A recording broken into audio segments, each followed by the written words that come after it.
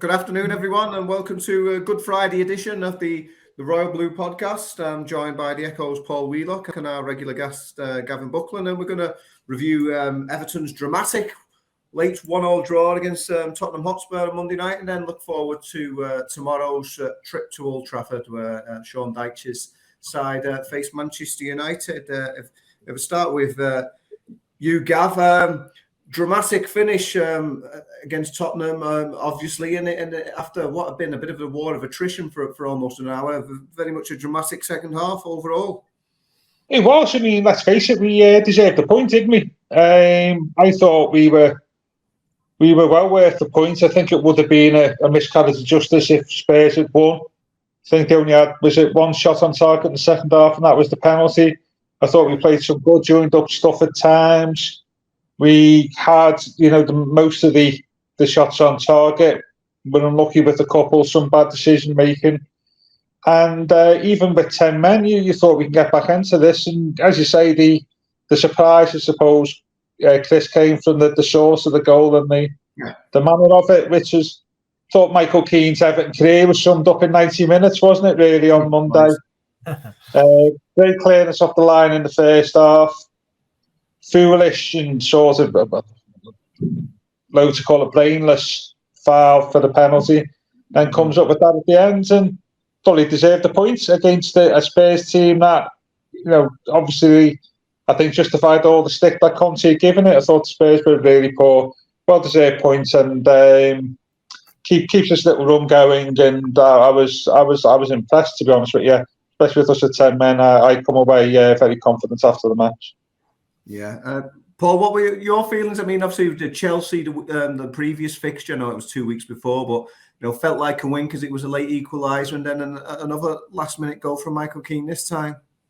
Yeah, absolutely. Yeah, echo a lot what Gav said there, really, and certainly in the days that's obviously fallen since with the other results around the Premier League, it definitely feels like a win now. And it was, as Gav said, really, at 1-0 down after the sending off and after playing so well up until that point, could have felt sorry for ourselves, but we didn't. And again, it's those words Dyche keeps on using, relentless mentality, and I don't think they are buzzwords now. We're really beginning to see the proof, aren't we, in each game, that they're not letting setbacks affect them greatly.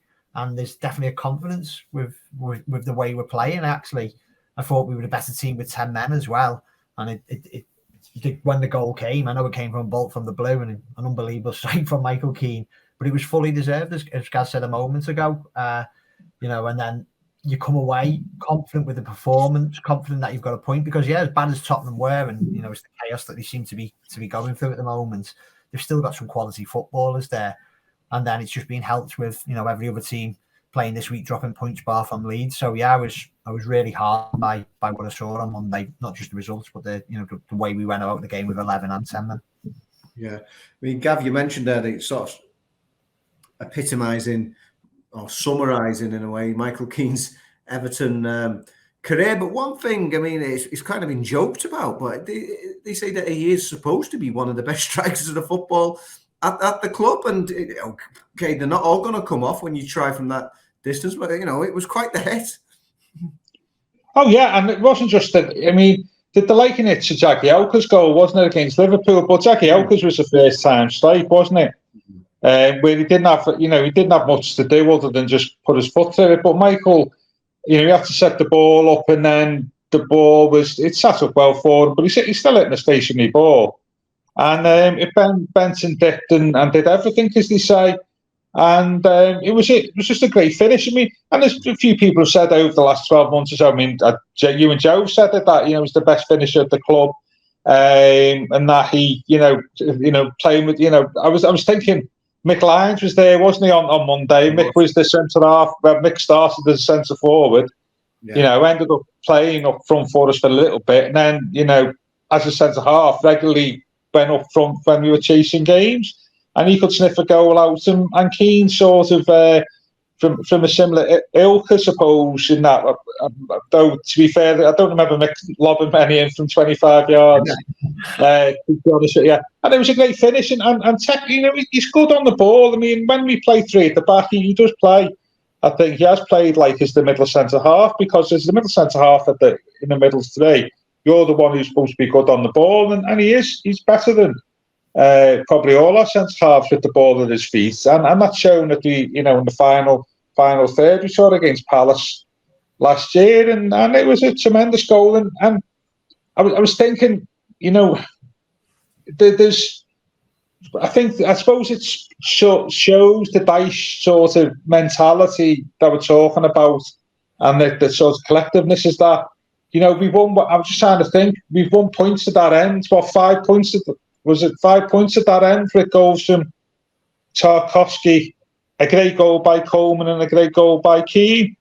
Yeah. Has earned us 5 points in 3 home matches, and if you're doing that in our position, then you're doing that. As far as I'm concerned, the team's doing the right things. They're all contributing, all at the right time, at key moments, and that's what I'll take from Monday's game. That Michael, has not been known as being the best at reacting to things when they've gone badly for him on the pitch, and for him to come back and strike a ball like that at the time he did, that speaks volumes for his, the way he sort of. His current spell in the team with Dyche in charge, where he's obviously more comfortable with the former Burnley manager in charge of him, isn't he? And having just been clattered as well by Lucas Moura as well. Wow. And that's 2 points last 2 games, virtual last minute goals in both of them. That could be places between now and the end of the season. There's places now, and especially as the way the results panned out during the week, as Paul said. Yeah, I mean, Paul, we'll move on to Abdoulaye Doucoure in a minute and the sending off. But I mean, other than him, Michael Keane has arguably been the biggest recipient, the biggest winner since Dyche took over, and he has been one who the mentality had been questioned in the past, and that he'd been a regular for 5 years until this season, and hardly got a look in on the Frank Lampard. But you could say he's certainly justifying his recall in recent weeks. Yeah, couldn't argue with that. I don't think. Before Cody got dropped, I don't think he was playing, probably to the level he was at the start of the season. He couldn't have had too many complaints. The probably surprising thing is that maybe Yerry Mina didn't come in before Michael Keane, but I think he's been pretty good since he's come back. Obviously, the second half, or the back end of the first half and the second half against Arsenal wasn't great collectively. I know some people blamed him for Felix's goal against Chelsea. Whether he should have cleared a bit better. Well, I think that was a bit harsh. And then, as Gav rightly said, it summed up his Everton career. It's veered in different directions, hasn't it? A poor decision to give the penalty away, and that could have proved costly. But, to be clattered like that, I know Lucas Moura has apologised, and rightly so, but it was a really, really poor tackle, if not, obviously he didn't mean it. It was a really, really poor tackle. But to take on that responsibility, going into injury time, and he really meant it, didn't he? Quite often in those situations, I'm sure we've all been there at the game over the years, where a centre-back or a centre midfielder who's not known for the goal scoring just lash at it. But he took his time, didn't he, and picked his spot absolutely brilliantly. I'll go with Dyche. I've got to be honest. I probably wasn't completely convinced by Michael Keane. I'd still say the jury's out. Not completely, but I'd have to see this run of form consistently going before I go, yeah, he's definitely one of the 2 centre halves. But Dyche knows him. He's got the best out of him at Burnley, like he did Tarkowski and like he did Ben Mee. And at the moment he's doing the job, and it was a huge goal. Obviously got a massive goal for us last season against Palace, which was so important, starting that fight back. As Gav says, we just don't know. That could be an even bigger goal come the end of this season. Yeah. So moving on to Doucoure, Gav. One of the main men since Dyche came in, frozen out in the final weeks of Lampard, started every game since. So how big of a letdown, a lack of discipline was that to be sent off in such circumstances? Total letdown. I mean, without sounding harsh, I think the histrionics of Harry Kane has sort of overshadowed the fact that it was totally unprofessional, wasn't it? Yeah. You goalless at home to Spurs, a massive game. We've not got the biggest squad anyway, as we all know. And for you to, the referee had made his decision before Kane had made, collapsed in a heap. That's sort of started from it. You got yourself sent off, and that's I thought that was shockingly unprofessional, to be honest with you.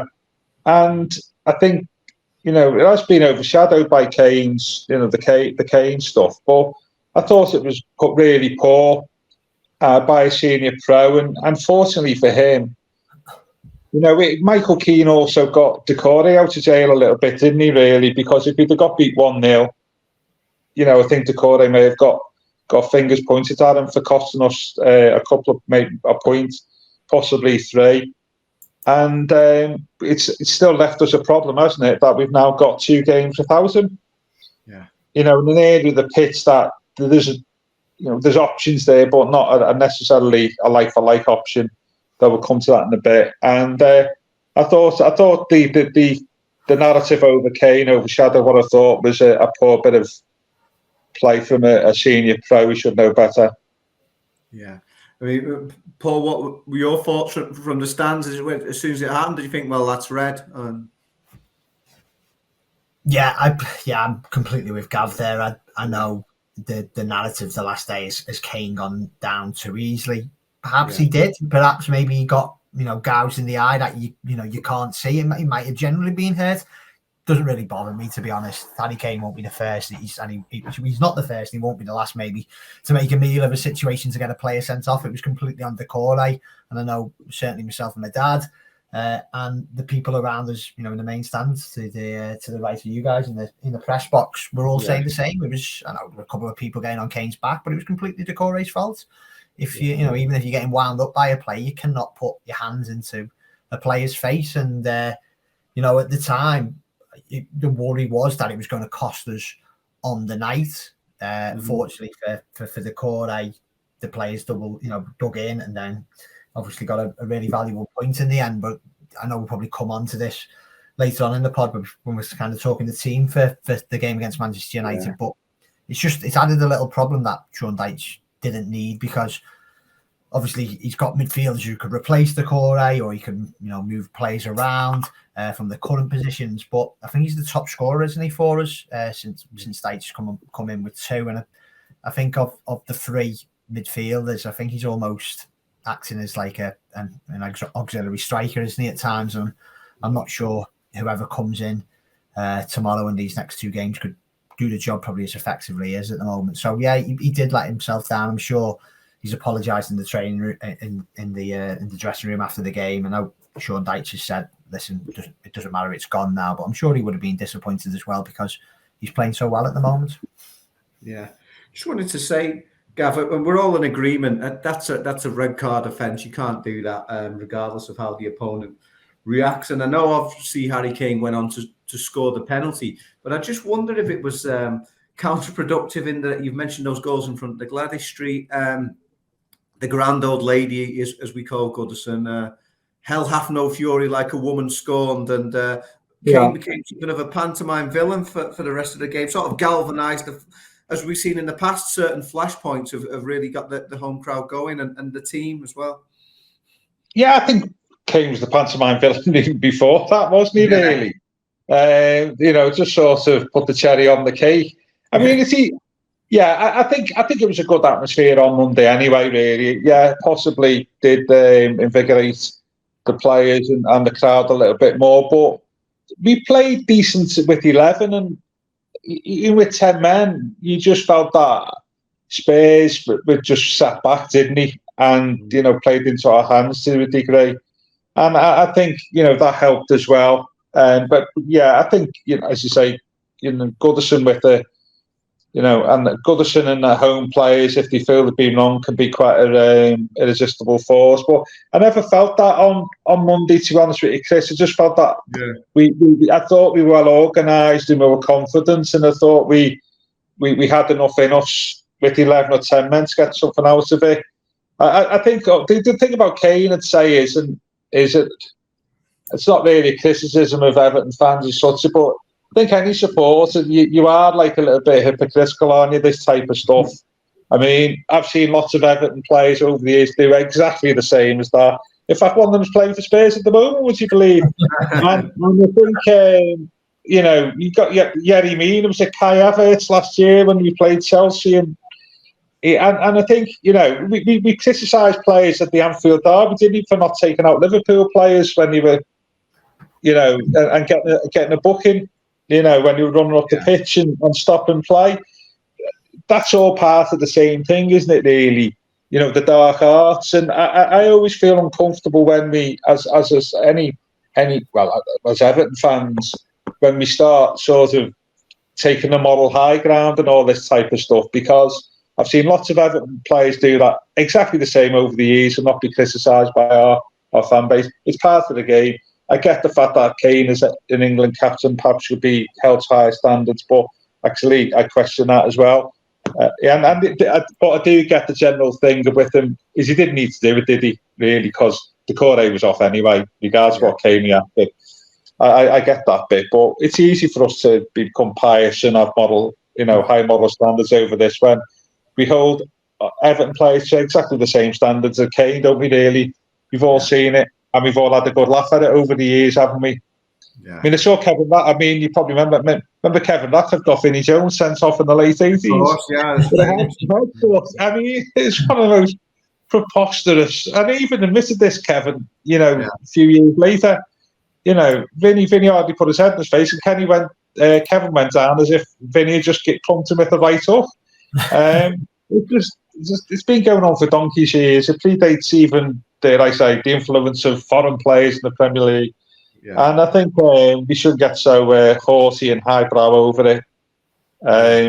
Just move on. But I say it probably did help us in the end, didn't it, really, in some respects?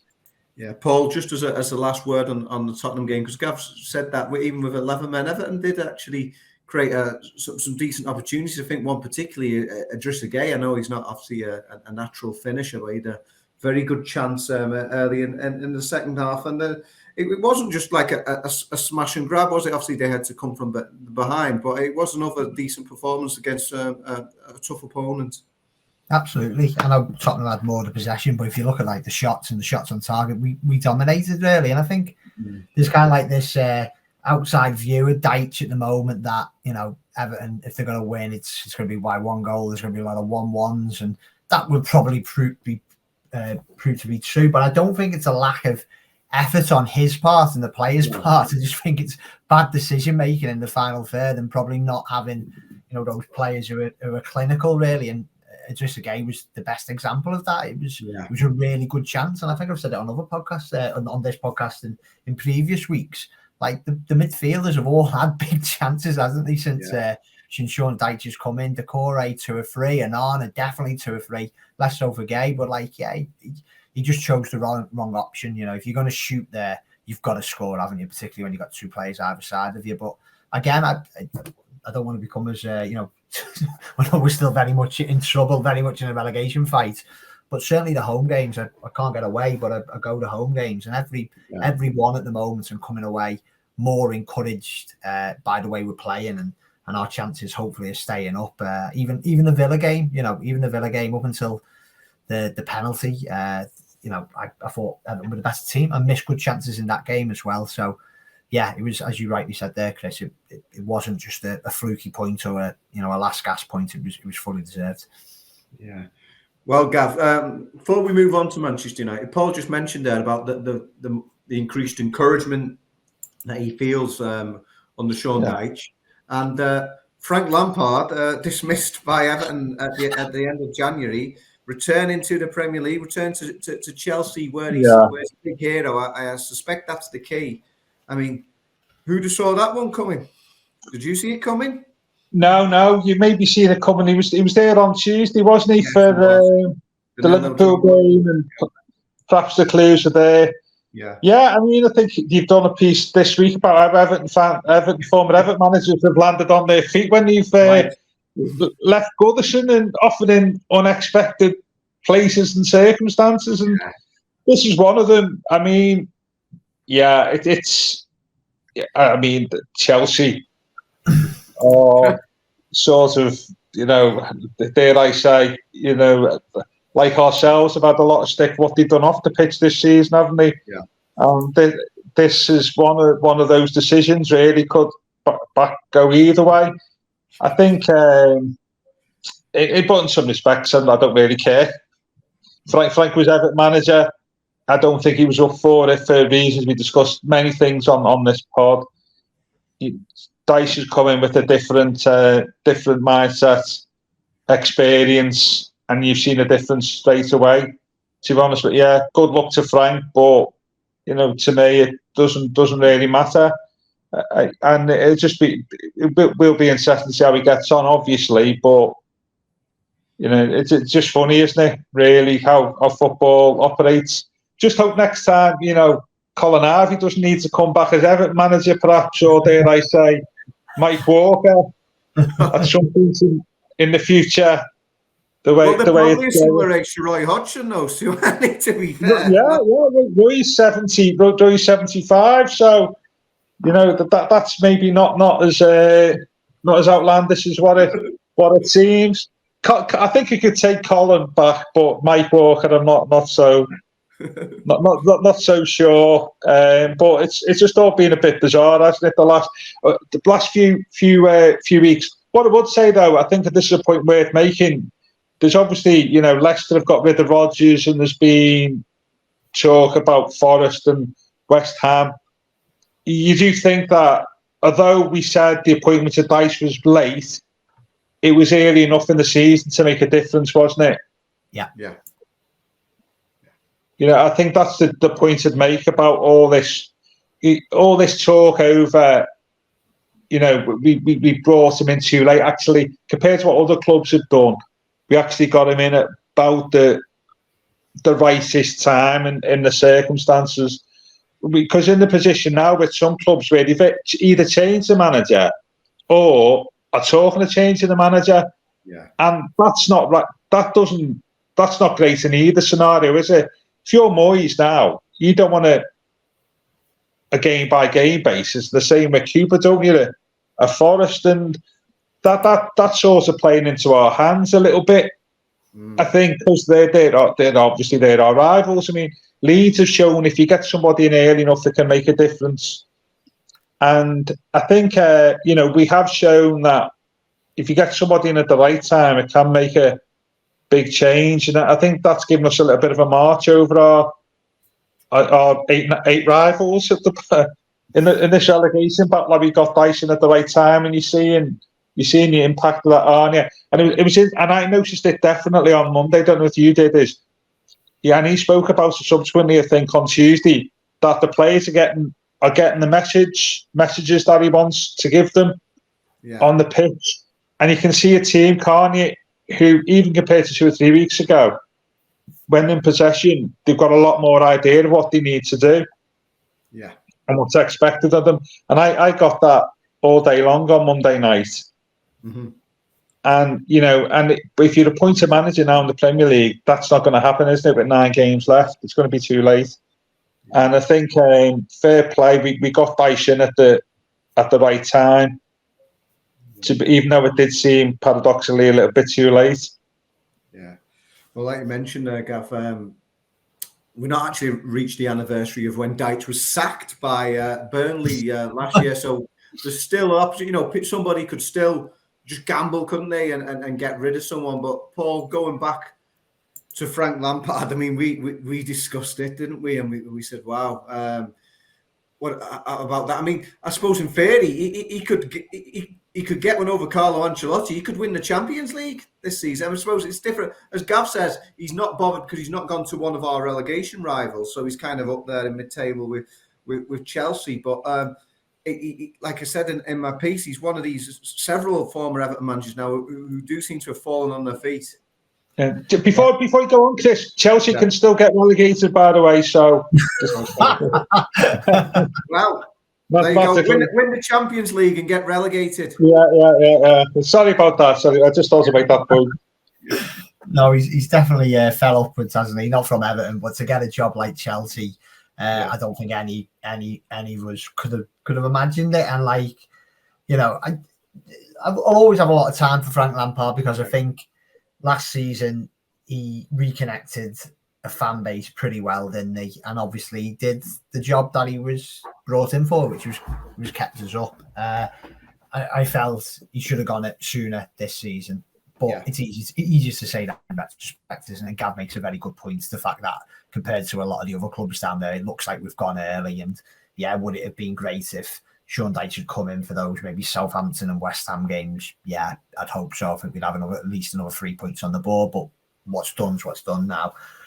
Interesting one for him, isn't it, really? I just don't know why Gav was speaking then. I was looking at the fixtures. Obviously, they've got Ancelotti and Real Madrid in the quarterfinals. Hopefully, he can do us a favour by beating Wolves on Saturday in his first game in charge. But the rest of the fixtures are pretty tricky in the league. I know they've not got much to play for in the league now, but I think they've got City, Newcastle, Brighton and Arsenal. So he's probably got I always thought after him being sacked, he may have had to go back to the Championship and maybe, and build up his reputation again.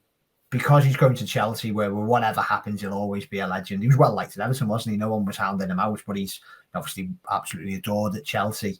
If he can do a good enough job, you never know. He might get his next job might come back in the Premier League, kind of thing. And I watched him on. We said before footy last night, didn't we? Because I watched them on Tuesday against Liverpool, and Chelsea have still got a number of good players. They're just lacking a goal scorer, so you never know if he brings someone like Aubameyang back in. Might start getting results. It's football's it's crazy, isn't it? And I don't know if any Chelsea fans will be listening to this, but you do see a few parallels between their new owners and how Moshiri's ran Everton in the earlier days when money was no object and just players were bought at random, kind of thing. It's managerial changes. Now, good luck to him. Good luck to him. Can't believe it, but good luck to him. Yeah. Let's say I think regardless of what happens, I think it'd be good for him in whatever next permanent job he gets, because he'll be coming off the back of Chelsea again. But interesting time. So just finally, looking forward to Old Trafford tomorrow. Gav, obviously the main issue, we've already alluded to it, is that gaping Abdoulaye Doucoure sized hole in the Everton team, and what Sean Dyche does. Does he go there's no like for like replacement, but does he put another midfielder in, or does he change his formation? What do you think? It's a difficult one, this, isn't it? Because I think, though I'm not necessarily a fan of Doucoure and Arne playing together, because I think they are alike. I said before, I think the midfield is unbalanced. For what Dyche is trying to achieve with us in the style of play, I can see why he wants to go with those two.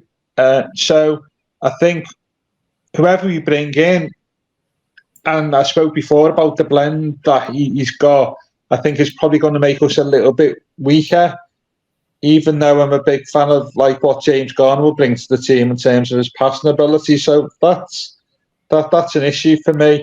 There's been 2 or 3 options put forward, isn't there?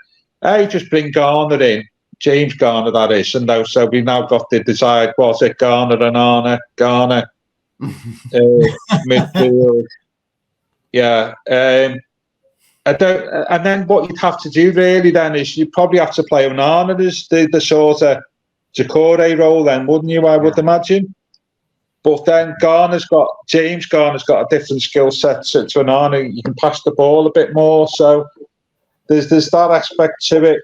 It's not like that's not like we're like replacement, but Garner gives us more options. James Garner in terms of his ability on the ball, set piece delivery. As an aside, I think Onana needs some shooting practice, doesn't he? At Finch Farm. Yeah. He's a bit powerful, isn't he, really?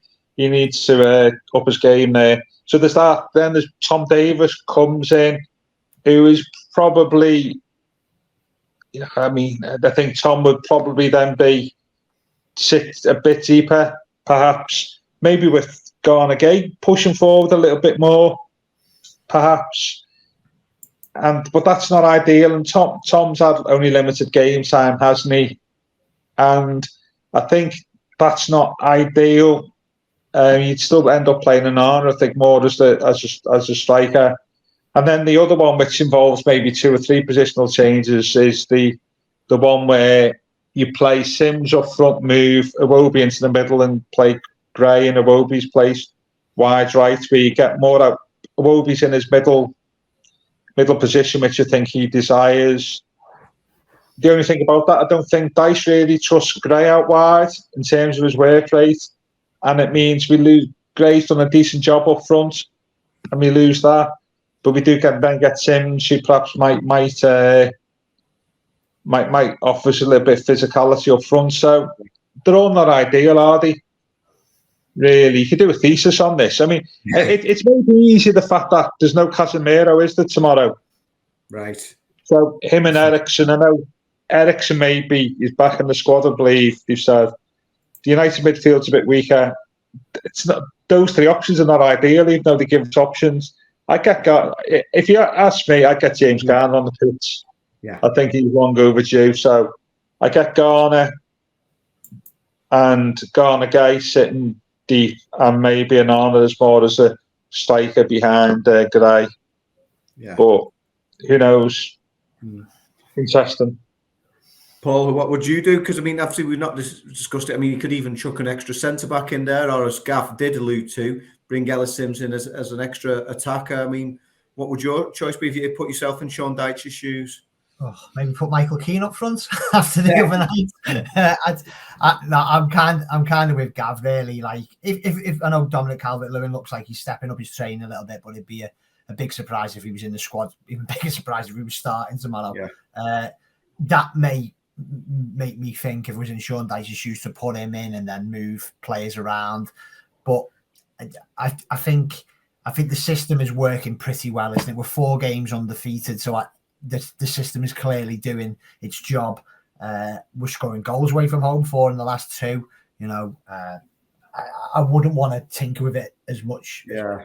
Not too much. So I think I'd keep Iwobi on the right. I'd probably keep Gray up front, and then it comes down to who replaces Doucoure. And I do think it's going to be difficult because I don't think Garner or Davis are similar players at all. But as Gav rightly says, maybe Onana, you know, could he's certainly got the legs to do it. And he is a threat, isn't he? Yeah, unfortunately, he can't score. I know, apart from that header against Southampton, his shooting is below the standard it needs to be, you know, to become an all-round midfielder, which I'm sure he can become.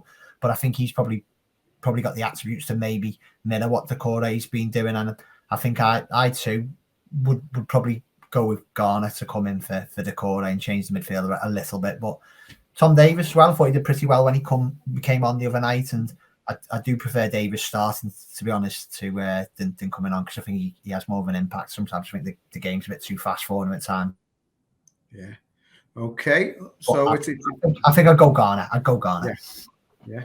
Predictions time to finish. Obviously, it's just the one Premier League winner at Old Trafford since Everton recorded their first ever Premier League win there in August 1992. Obviously, Brian Oviedo, 2013. Gav, what do you reckon? I'm confident tomorrow. I think, this fixture a month ago looked quite daunting, didn't it, really? But United, and I know they got a result this midweek, but they were woeful at Newcastle, weren't they?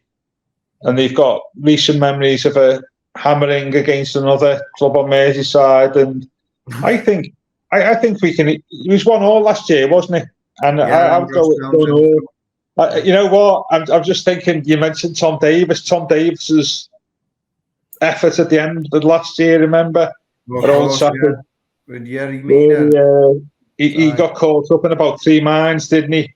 Yeah, and what to do, and so I think 1-1. It's we said a few weeks ago that anything we got from Chelsea, Spurs, and Man United will be a bonus, and we've got 2 points so far, but late goals, we show plenty of character, and I see no reason why we can't nick a point tomorrow easily.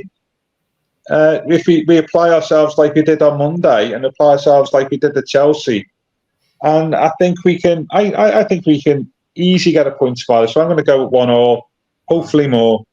Yeah. Any advance on that, Paul? No, I'm going to copy it completely. To be honest, 1-1 too.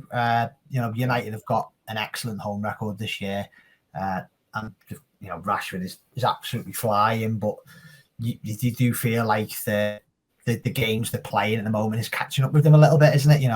They've won 1 trophy, they're in for 2 more.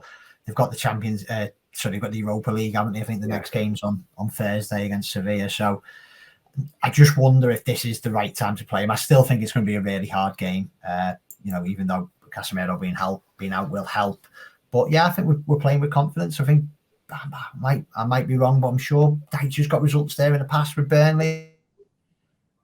Be absolutely delighted if we got anything more than a point, but I'd certainly take one now, so I'll go 1-1 too. Yeah. Well, I was also going to go 1-1, but just to spice things up a bit, I'll say 2-2. Another 2-all draw. That one goes. Oh. Yeah. So regardless of what goes on, we wish you all a happy Easter, everyone. We'll be back with you next week to review the action at Old Trafford, and obviously we in time be looking forward to the fixture against Marco Silva's Fulham. But I've been your host, Chris Beesley, been joined by Paul Wheelock and Gavin Buckland, and this has been the Royal Blue Podcast.